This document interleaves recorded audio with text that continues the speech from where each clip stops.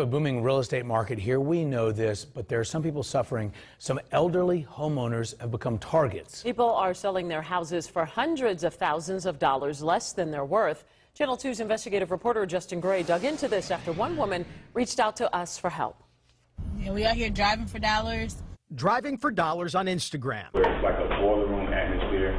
Everybody's in here in one room making phone calls. Dialing for dollars in this undercover video our Channel 2 Action News producer recorded at a wholesale live training in Southwest Atlanta. Doing this all these years, man, none of us locked up. Okay. We good. They're shopping for houses that aren't for sale. The wholesaler would come to her house every single day and beg her to sell. Robin Andrade is an Atlanta real estate broker who got a call about an elderly woman who needed help finding a condo. She didn't have enough money for a condo, and she was almost 80 years old. We aren't showing her face, but the Wholesale Live crew featured her on Instagram the day she sold her home. She's been living in her home for 46 years. She's ready to move on and experience new things. They bought her house for $95,000 and turned around and sold it the same day for $130,000. Zillow estimates it's worth more than $250,000 as is. It's in the West End by the Beltline. It's the hottest, juiciest neighborhood right now in Atlanta. Sarah Stein from Atlanta Legal Aid tells me they are seeing more and more seniors targeted the same way. They're doing literally nothing to the property. And selling it that same day. And selling it the same day to somebody else for significantly more. Our undercover camera caught the strategy. Don't take no for an answer. Old man couldn't come out to the property. We went to go see the property. Danny and I pulled up at his house. You can't come out here, we'll come to you. And we showed up with the contract. Are you taking advantage of them? No, today. Can I show you this paperwork? I went back to the same weekly Wholesaler Live training our undercover producer attended. Oh, you bought this home for $95,000 and sold it for $130,000 the same day. The same day. Would you advise your grandmother or your mother to make that sale? David Blake trains police across the state to prosecute elder abuse cases. It's almost like what we would consider financial violence. We asked Blake when this becomes a crime. You're hiding the facts. You're misstating the facts to make that sale, to make that transaction. And that's against the law? Yes. That would be considered financial exploitation. My name is Monique Williams. It's not on the documents. She's right. You won't see the name Monique Williams on any of the paperwork. The Cascade house was bought by an LLC, Green Sky Properties. Then Green Sky sold it to this woman. You will see Monique Mo Hustle document it all on Instagram. There at closing, there when they tear down the walls, and even there when they throw away the elderly woman's things. At closing, that elderly woman did thank the buyers. They handled the business real neat and clean. But now, after realizing how much more her home was really worth, she's hired an attorney. There is absolutely no doubt in my mind that they took advantage of her. No doubt in my mind.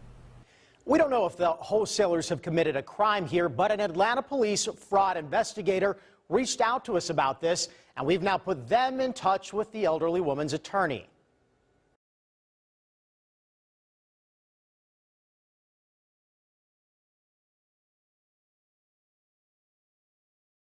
Yeah, it's about 1 o'clock in the afternoon. Today it is Thursday, November 21st, the year is 2019. So if you saw that news report, that really just pissed me off.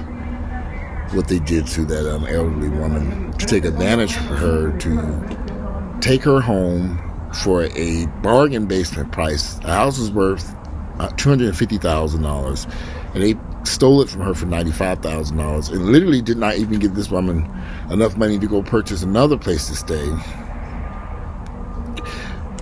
We keep blaming white folks for gentrification and the issues that are taking place in certain neighborhoods. We don't look in the mirror. Those were black people who bought that house. When I was buying and renovating houses in those neighborhoods, every home I purchased from investor was from a black person or somebody black. No, very few white folks we purchased homes from when we were in East Lake, East Atlanta, Kirkwood, and various places. Now, West End Atlanta, West End neighborhood is on fire. This woman's house, brick bungalow, $95,000. They stole it from her. They took advantage of her, and they got that house for nothing. And here she is now. Then they flipped it the same day and stole it for $130,000 after they paid her $95,000 for it. The question I would say is, how ruthless can we be as a race of people towards our own people? Something's wrong here. Ain't no way in hell I would approach this woman knowing that this is not enough money for her to go someplace else and live. They didn't even help her find an apartment. They didn't help her find elderly. They didn't do anything. They just gave her a check for $95,000 and said, "You see her." Now she's got to figure this stuff out. And then, of course, they moved all her stuff out the house so they can go in there and renovate it and put it back on the market and resell it to somebody else. Now it's probably going to sell somewhere in the $300,000 range. I've been looking at houses in the West End. That shit is expensive down there. So we already know the home is going to go for quite a bit of money. But how could they be so ruthless and steal someone's house like that? And y'all keep blaming these white folks for the issues that we are having in our community. Sometimes we gotta look in the goddamn mirror and look at us. Welcome to Niggerville, y'all. This is what we do to each other. We harm each other. This was financial harm. How is this woman going to survive? I guess they figure she's 80 years old. She won't live long enough. But she's living now, and she still has to have a place to live. Did they not think about this? They at least should have found her another home to go to. Even if it was out in the suburbs someplace. Somehow she could have paid cash for it. Because, or some apartment or something. They didn't do anything. I brought a lot of houses from people in Eastlake and Kirkwood area. And there were a lot of times people say, well, Walsh, we have to have X, Y, Z. Because we've picked out a home someplace else. We have to have. And I would do my math and say, that's a little bit more than what I wanted to pay. But I'm going to pay it because I know you all need to have that home. And you don't have the means to go out there and finance it, so you're going to need cash. We can arrange for this home to close the same day that your purchase owns, so you don't have to worry about any of this stuff. And I would do that, and we didn't have to do it, but I knew these people needed a place to go. And we were dealing with a lot of older people.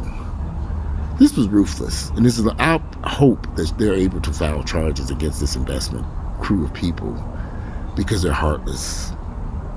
And what they did was just highway robbery. And I hope that this woman has a good attorney who can go in there and lock them niggas up. They need to be put behind bars for stealing that woman's house for that type of money. And y'all gonna have to stop blaming these white folks for gentrification and begin looking in the damn mirror as to who's really doing what in these neighborhoods. It's us doing each other in. Every day. I did real estate for years, so I'm not involved in real estate right now because I know what's going on out there. And I don't want anything to do with this type of behavior. Ruthlessly going after elderly people to steal their houses, knowing they still got to live someplace. That woman's home was paid for. She should have been able to stay in the house until she died. And her family members could have stole the house. They stole it from her. And I have a sneaking suspicion she probably didn't even have any family members left at this point. That's why they were able to manipulate her and get that house. Some of these people are just ruthless and low down. These niggas ain't no good. I keep telling y'all this. And this is a prime example of niggas who ain't up to no damn good, and they don't give a fuck. That's the thing. They don't care. They'll smile in your face the whole time doing you in. Anyway, I saw that and it kind of pissed me off. And I was thinking, wow, who could be so ruthless? I hope they file charges against them niggas and niggas get locked up and some type of retribution is given to this woman. Maybe she can get her house back. It's just sad. It's just awful that they would do something like that. Not even care. No care in the world. Quit blame. We got to start looking in the mirror and take a look at our community and things that we do to each other. Because some of the stuff is just ruthless for no reason. Because a little bit of money they made off that house, knowing that this woman was homeless now, where she could probably get an apartment someplace, the rent gonna be high. Y'all know what these apartments cost? She was living there rent free. Her home was paid for. She probably could have been out. She just never should have sold that house. And I know I would never ever. I'm sitting outside. I see these bugs that come around here. I was trying to get out into the sunlight. There's a lot of bugs around here. Where are these damn bugs coming from? Anyway, in wintertime, don't bugs die in the winter. I guess it's warm out here today. There's a bunch of bugs out here flying around. I need to clean up this patio.